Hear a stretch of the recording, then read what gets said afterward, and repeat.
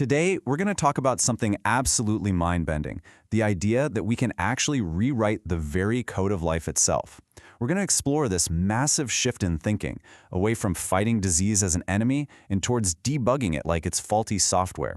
And, what that could mean for all of us. So let me just start with a question, and it's going to sound a little weird at first. We're all conditioned to think of viruses as the bad guys, right? These tiny invaders that just make us sick. But what if that's not the whole story? What if we could actually turn them into something that helps us? And this really gets to the heart of it. For centuries, we've seen disease as a battle. An enemy attacks, and we fight back.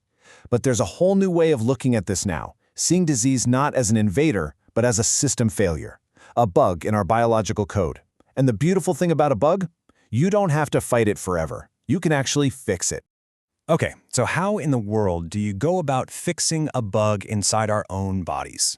Well, it all starts with rethinking the tool we might use to do it, the virus. We need to look at what they really are.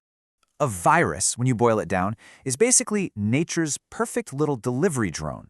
It's a tiny protein shell carrying a set of instructions, a payload, and it has spent billions of years getting insanely good at one single job, getting that payload into a cell. It's a natural nanite, an incredible piece of molecular machinery. So here's the kicker. The delivery vehicle itself, the protein shell, isn't inherently bad. The real danger is the message it's carrying, the malicious code. So what if we could hijack that delivery system? What if we could take out the harmful instructions and replace them with helpful ones? Well, then the virus transforms from a foe into a friend, a tool for healing. Now, I know this all probably sounds like it's straight out of a science fiction movie, but the crazy part is it's not science fiction anymore. It is happening right now. Let's look at how these biological software patches are already being used. Just check out this timeline.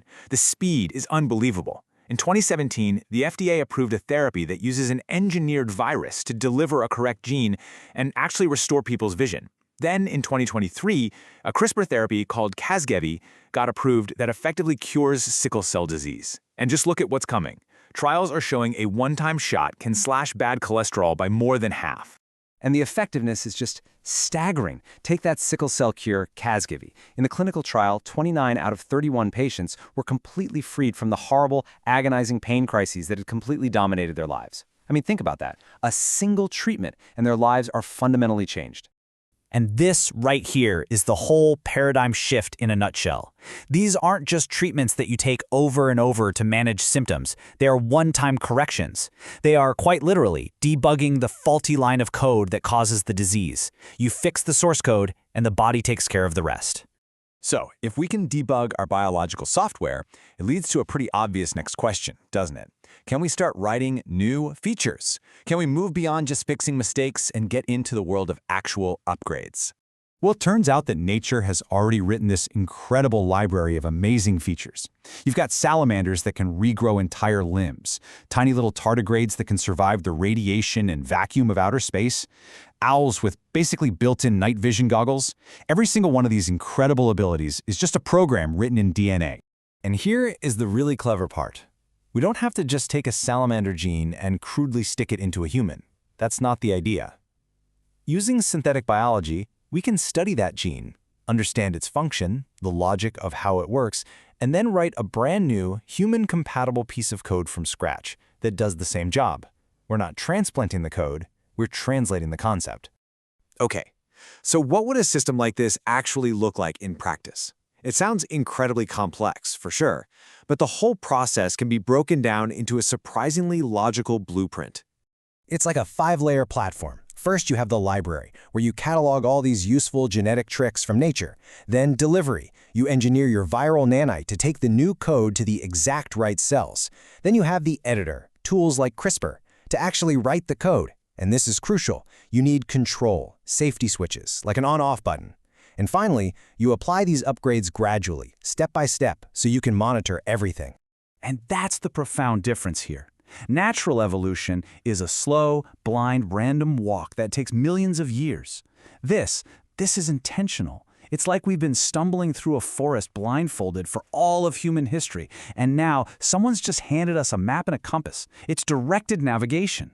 But of course, with any technology this powerful, you know there's a flip side.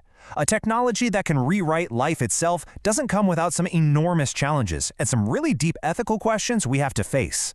And people at the forefront of this research are sounding the alarm, loud and clear. The single biggest risk, the one that keeps people up at night, is that this technology could create a world of the enhanced and the unenhanced, a biological class system. And this chart really shows you why that fear is so real. That first CRISPR cure we talked about, Casgevy, it has a price tag of $2.2 million. When a single cure costs more than 30 times what a typical family makes in a year, the question of who gets access becomes the central, unavoidable challenge. So, to move forward responsibly, we need to have a serious conversation about some essential safeguards. Things like making sure every single one of these delivery systems has a kill switch. Maintaining a hard stop on any edits that can be inherited by our children. That's the germline. We should be designing these things to be reversible if possible. And maybe most importantly, we have to treat access to this as a public health issue, not a luxury good for the highest bidder.